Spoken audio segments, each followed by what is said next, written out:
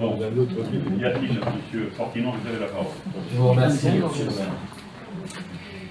Je voudrais revenir sur deux éléments un petit peu différents de ce qui a été déjà abordé, même si Marie-France de l'Est l'a évoqué. Nous délibérons donc ce soir sur des cessions de terrain sans connaître les conditions réellement économiques qui vont être faites à ceux qui vont acheter et à celui aussi qui va vendre. À savoir qu'on est à la veille de l'ouverture d'une enquête publique sur l'autorisation du défrichement. L'autorisation de défrichement, par expérience, surtout depuis un certain nombre d'années, conglue de façon quasi systématique à des compensations très fortes de la part de l'aménageur. Et si les parcelles sont vendues, ces compensations sont transférées à l'acquéreur. Donc, et tout ça n'est pas du tout évoqué. Et on sait que les compensations seront certainement très fortes.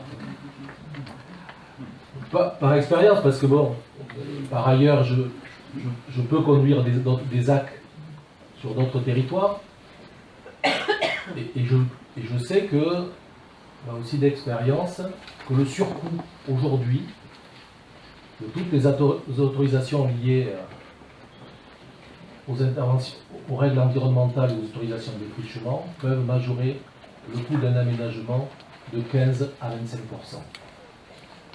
Donc faire fi de cela et de délibérer au mois de 19 décembre alors qu'on aura une connaissance parfaite des autorisations, ou pas d'autorisation d'ailleurs, parce que éventuellement il peut ne pas y avoir d'autorisation, donc remettre en cause totalement la totalité du projet.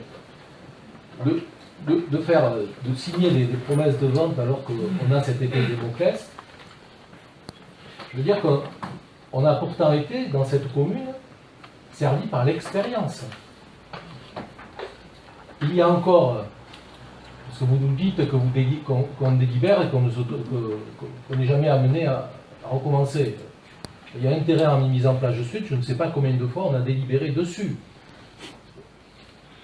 Et pour lequel, d'ailleurs, la session n'est toujours pas réalisée.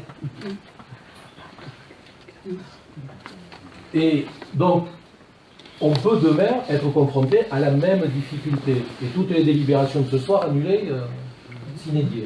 Donc, ça c'est le premier point. Je pense que tout le monde puisse quand même mesurer l'incongruité et du vote du budget qu'on a voté le premier point, et maintenant des sessions qui sont quand même conditionnées à des autorisations que nous n'avons toujours pas.